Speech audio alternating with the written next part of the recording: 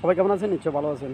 আসলে কথা হইলো কথা থাকেন, না করলে কথা, না করলে দোষ, না করলে ক্ষতি। কিছু কথা কইতে মনটা শান্তি হয়, এই কারণে কথা কওয়া। টপিক ছিল আপা আপা আপা। আপা তো শেষ, কর তো খাইছে আপা, আর কেডা খাইবে? এরপরে দ্বিতীয় প্রশ্ন হলো 26 তারিখ। 26 তারিখ তো কটা আরেকটা খাইবে, ওটা তো সবাই জানে।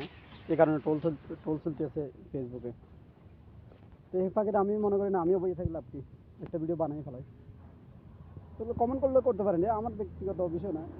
তো টোল চলতে টোল করা এতে কোনো সমস্যা না, আমি মনে করি আর কি। যে কেউ করতে পারে। She is not governor Bangladesh, just she is clear. I know.